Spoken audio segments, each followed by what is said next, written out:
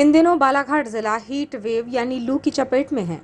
जानलेवा बन चुकी लू सामान्य जनजीवन को बुरी तरह प्रभावित कर रही है, जिससे न केवल आम जनजीवन बल्कि पशु पक्षी भी हलाकान हैं। 25 मई से शुरू हुए नवतपे की तेज गर्मी ने आम इंसानों के साथ ही पशु पक्षियों को झुलसाना शुरू कर दिया है। नवतपा में जिले में हीट वेव का असर इंसान और पशु पक्षियों में दिखाई दे रहा है। जिले में हीट वेव के असर के चलते 50 से ज्यादा चमगादड़ की मौत हो गई। नगरीय क्षेत्र के मोती उद्यान में बाईं तरफ किनारे पर विशाल पेड़ों पर बड़ी संख्या में चमगादड़ निवास करती हैं, जिनके लिए हीट वेव जान की दुश्मन बन गई हैं।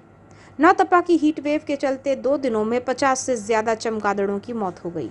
बड़ी संख्या में चमगादड़ की मौत में पक्षी प्रेमी की जानकारी के बाद पशु चिकित्सा विभाग के अतिरिक्त उप संचालक डॉक्टर घनश्याम परते घटनास्थल पर पहुंचे और बारीकी से मरे पड़े चमगादड़ों की जांच की। चमगादड़ों की मौत को जानने पशु चिकित्सा विभाग द्वारा सैंपल भी लिया गया है।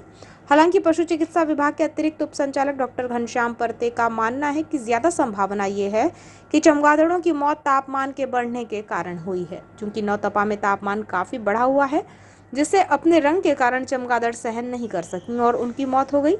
हालांकि उनका कहना है कि मृत चमगादड़ों का सैंपल लिया गया है, जिसकी जांच के बाद ही स्पष्ट तौर से उनकी मौत की वजह साफ हो पाएगी।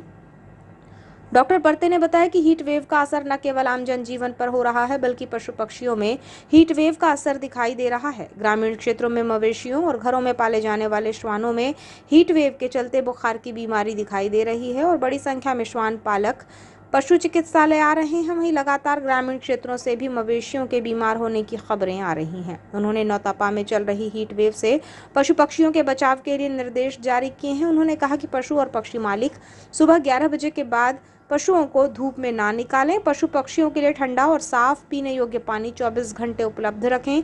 सुबह 11 बजे से शाम 5 बजे तक खेतीबाड़ी के काम और बोझा ढोने के काम मवेशियों से ना कराएं। पशुओं को दिन में 2 बार सुबह और शाम नहलाएं। यदि पशुओं में बुखार के लक्षण दिखाई देते हैं तो पशु चिकित्सालय से संपर्क करें। पशु चिकित्सक डॉक्टर घनश्याम परते ने बताया कि पशु चिकित्सालय में पालतू पशु श्वान में बुखार के ज्यादा मामले सामने आ रहे हैं, जिसका एक प्रमुख कारण पालतू पशु को एसी में रखना है। क्योंकि एसी में श्वान को रखने से वो यदि फिर बाहर आता है तो उसे आसानी से बुखार आ जाता है। इसलिए उन्होंने पालतू श्वान मालिकों से अपील की है कि वो अपने श्वानों को एयर कंडीशनर में ना रखें और यदि रखते हैं तो उसे दोपहर की धूप में बाहर ना निकालें। देखिए, प्रथम दृष्टया हमने यहाँ के कुछ नागरिकों से भी चर्चा की, तो ऐसा लग रहा है कि जैसे कल का उन्होंने कहा है कि सर दोपहर में शायद इन्होंने देखा था।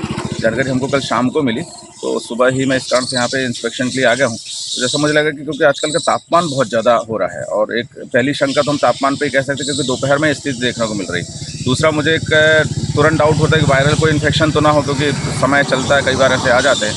तो वायरल इन्फेक्शन के मद्देनज़र अभी फ़िलहाल तो जैसे लक्षण वायरल इन्फेक्शन के नहीं लग रहे हैं, लेकिन फिर भी हम कोशिश करेंगे कि इसका सैंपलिंग करवा कर हम उसको जांच के लिए उसको भेजता है।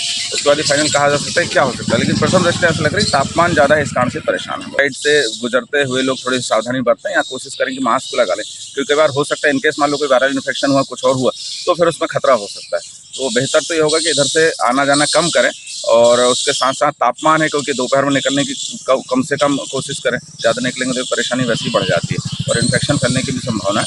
और बाकी लोगों से भी एक और मेरी गुजारिश है आम जन से कि पानी की व्यवस्था पशुओं के लिए भी करें, दूसरे पक्षियों के लिए भी करें, ताकि जो तापमान बढ़ते हुए तापमान में उनका नुकसान हो रहा है, लेकिन इतना रिस्क है या कुछ और भी दूसरी भयावह घटना घट सकती है, तो ऐसे पशुओं की सुरक्षा की जाए।